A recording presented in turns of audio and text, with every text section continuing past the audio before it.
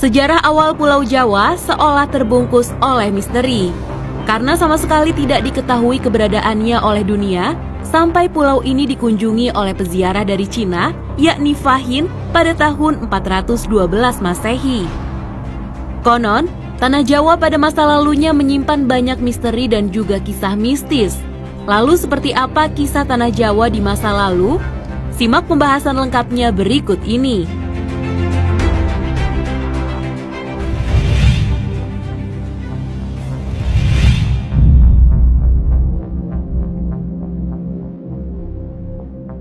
Berdasarkan buku Sejarah Gaib Tanah Jawa karangan C.W. Leadbeater, cetakan 1 Maret tahun 2015, disebutkan pada 2000 tahun sebelum Masehi, Pulau Jawa sudah menjadi koloni bangsa Atlantis. Tapi saat Atlantis hancur, Jawa menjadi negeri yang terpisah. Di saat masih dikuasai oleh bangsa Atlantis inilah, ajaran gaib hitam dan juga sesat mulai diajarkan kepada penduduk yang tinggal di tanah Jawa ini. Sehingga pengaruh aliran sesat itu kemudian semakin kuat dan merusak tatanan kehidupan yang ada pada saat itu.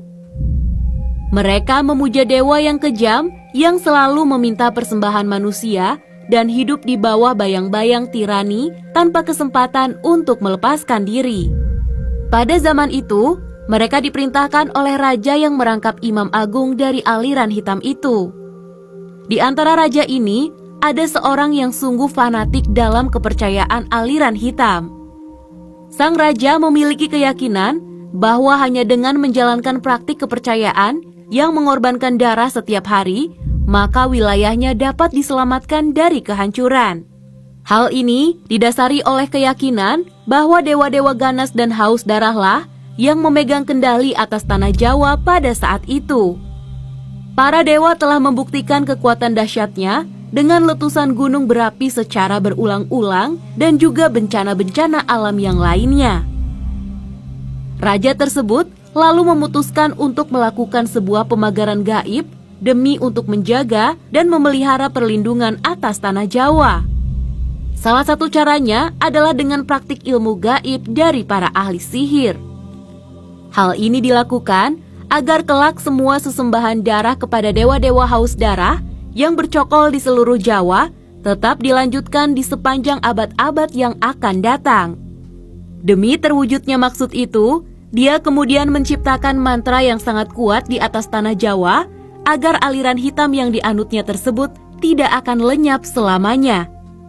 Efek dari hal itu masih dapat dilihat baik secara eteris maupun astral dalam bentuk awan gelap yang besar yang melayang-layang di atas Pulau Jawa. Awan hitam ini anehnya kelihatan seolah-olah seperti tertambat pada titik-titik tertentu, sehingga tidak lantas terbawa oleh angin dan tetap tinggal pada tempatnya. Titik-titik lokasi awan hitam ini sengaja dimagnetisir oleh raja dekat dengan kawah-kawah gunung berapi. Salah satu alasannya adalah karena kawah-kawah tersebut biasanya ditempati oleh beragam jenis makhluk-makhluk halus, sehingga makhluk-makhluk gaib itu dapat diperintah oleh sang raja. Kemudian, pada 1200 tahun sebelum Masehi, terjadi invasi secara damai terhadap Pulau Jawa oleh Raja Vaivastamanu yang beragama Hindu. Mereka datang secara damai dan tinggal di pantai dan pada akhirnya membentuk kota perdagangan kecil yang independen. Seiring waktu, kekuatan para pendatang Hindu ini meningkat pesat dan akhirnya menjadi dominan dalam komunitas. Akan tetapi, walaupun agama Hindu telah diterima oleh penduduk, namun dalam kenyataannya, pemujaan lama terhadap ajaran sesat tetap dilaksanakan dan praktik ilmu gaib malah semakin menjamur. Melihat kondisi tersebut, Raja Vaivasta yang berkuasa saat itu meminta untuk mengirimkan ekspedisi ke Jawa pada tahun 78 Masehi. Ekspedisi ini dilakukan untuk menangkal pengaruh buruk dari aliran sesat yang sudah membumi di tanah Jawa tersebut. Pemimpin ekspedisi ini dipimpin oleh ahli spiritual yang bernama Aji Saka atau Sakaji. Aji Saka ini sangat memahami tugas yang diembannya. Aji Saka lalu menanam benda yang berdaya magnet kuat yang telah dimanterai di 7 tempat di Pulau Jawa untuk menyingkirkan pengaruh aliran hitam dari tanah Jawa atau tumbal bagi tanah Jawa. Untuk tempat menguburkan tumbal atau jimatnya yang paling penting dan kuat, Aji Saka memilih perbukitan yang mengarah ke Sungai Progo, tempat yang sangat dekat dengan titik Pulau Jawa. Legenda mengenai Aji Saka ini dalam berbagai cerita juga dianggap melambangkan kedatangan Dharma atau ajaran dan peradaban Hindu-Buddha ke Pulau Jawa. Akan tetapi, penafsiran lain beranggapan bahwa kata Saka adalah berasal dari istilah dalam bahasa Jawa, yaitu Saka atau Soko yang berarti penting, pangkal, atau asal mula, maka namanya pun bermakna Raja Asal Mula atau Raja Pertama. Mitos ini mengisahkan mengenai kedatangan seorang pahlawan yang membawa peradaban, tata tertib, dan juga keteraturan ke tanah Jawa. Karena Aji Saka telah mengalahkan raja jahat, yaitu Prabu Dewata Cengkar, sang penguasa ilmu hitam yang kala itu menguasai Pulau Jawa.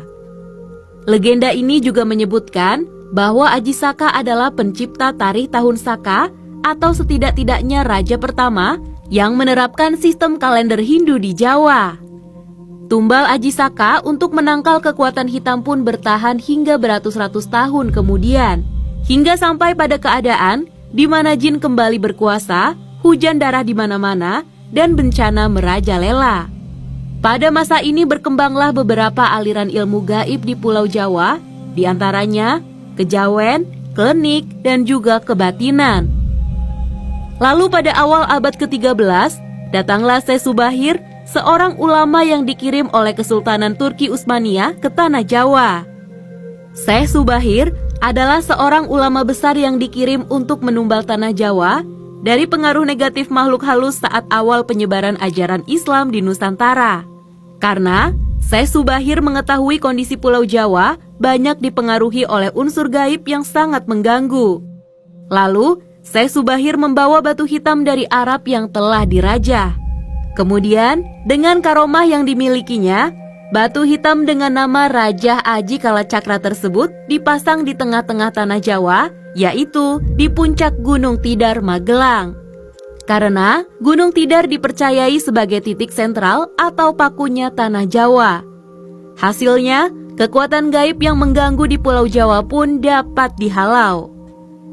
Pada masa ini, ilmu kebatinan berkembang lagi menjadi beberapa cabang, yaitu ketabiban, kewaskitaan, kesaktian, kanuragan, kekebalan, pengasihan, termasuk juga tenaga dalam.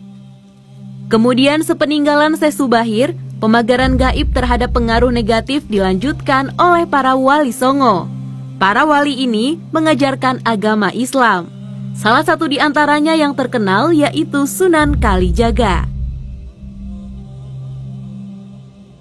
Nah, itulah kisah sejarah gaib tanah Jawa.